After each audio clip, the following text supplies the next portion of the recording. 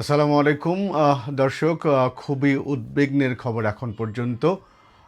ঢাকা ৮ আসনের স্বতন্ত্র প্রার্থী ইনকিলাব মঞ্চের হাদী খুবই ক্রিটিক্যাল সিচুয়েশনে আছেন। ঢাকা মেডিকেল থেকে তাকে এভার কেয়ার হসপিটালে নিয়ে যাওয়া হচ্ছে। হয়তো কিছুক্ষণের মধ্যেই সেই প্রক্রিয়াটি সম্পন্ন হবেন। আপনারা নিশ্চয়ই এরই মধ্যে সবাই জেনেছেন যে আজকে দুপুর 2টা 28 মিনিটের সময় অথবা 25 মিনিটের দিকে তার উপরে গুলিবর্ষণের ঘটনা ঘটেছে রাজধানীর অন্যতম প্রাণকেন্দ্র।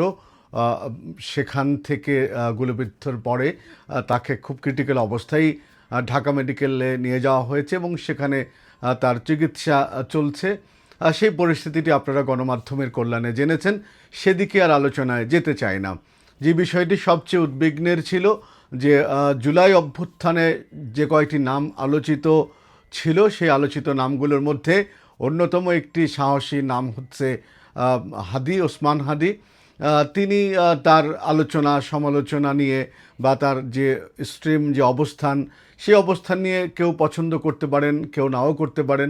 সেদিকে সেটা নিয়ে নানান অন্যদিকের আলোচনা হতে পারে, কিন্তু তিনি তরুণদের একটি নির্ভরতার প্রতীক হয়ে উঠছিলেন এবং তিনি যে কথাবার্তাগুলো বলেছেন সেটি সত্যের পক্ষে, ন্যায়ের পক্ষে তার দৃঢ় অবস্থান তিনি জানান দিতে পেরেছিলেন এবং তরুণদের মাঝে তিনি একজন আইকনে পরিণত হতে পেরেছিলেন।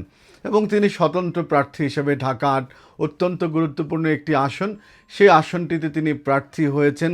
এবং আমরা যেটি দেখেছিলাম, তিনি যখন প্রার্থী হন সেদিন তিনি বাতাসা খাইয়ে এবং মিলাদ কিয়াম করে তিনি তার প্রচারণাটা বা ডিক্লারেশনটা দিয়েছিলেন।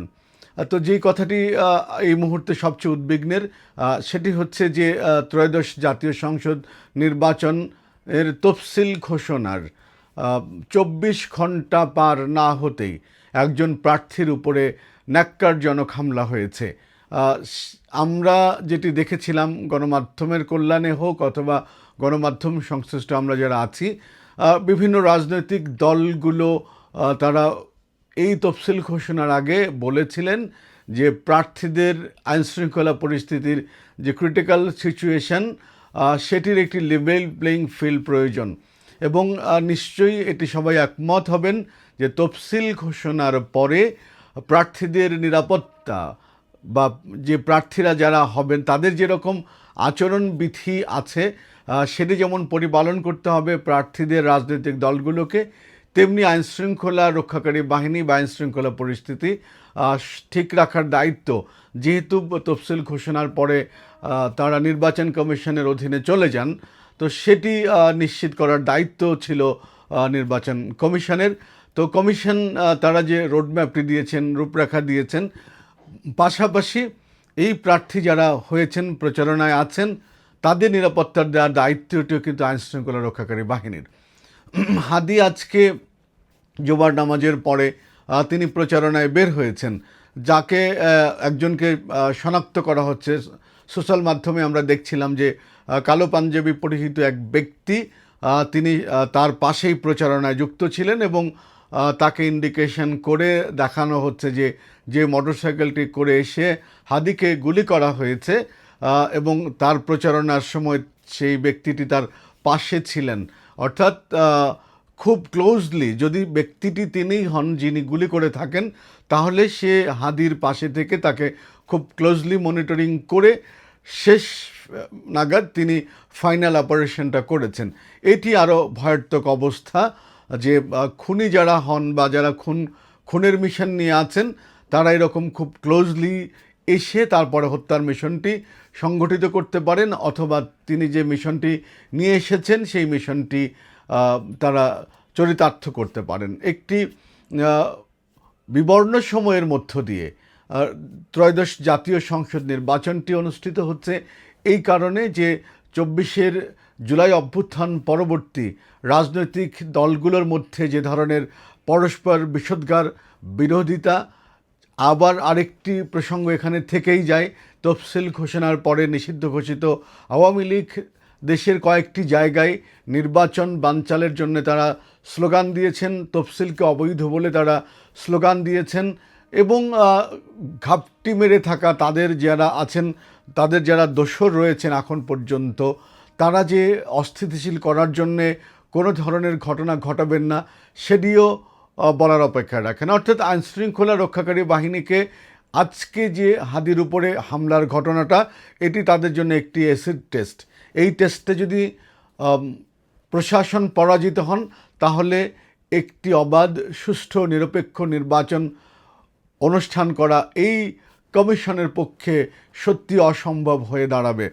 অল্প সময়ের মধ্যেই এই যে হাদির উপরে দিনে দুপুরে এবং তার ক্লোজ সার্কিট ক্যামেরায় সেই ছবিগুলো আছে, তাকে এই হামলাকারী যাতে কোনোভাবেই পালিয়ে যেতে না পারেন, সে যেই হোক। আমরা দেখেছি এই আসনটি অত্যন্ত মর্যাদাপূর্ণ আসন। এই আসনটিতে প্রার্থী হয়েছেন বিএনপি থেকে যিনি বিএনপির স্থায়ী কমিটির সদস্য, ঢাকার সাবেক মেয়র মির্জা আব্বাস যখন আজকে তাকে দেখতে, অর্থাৎ হাদিকে দেখতে হাসপাতালে গিয়েছেন, সেখানে তাকে দেখে হাদির সমর্থকেরা নানানমুখী স্লোগান দিয়েছেন, ধোঁয়া ধোঁয়া তুলেছেন, ভুয়া বলেছেন।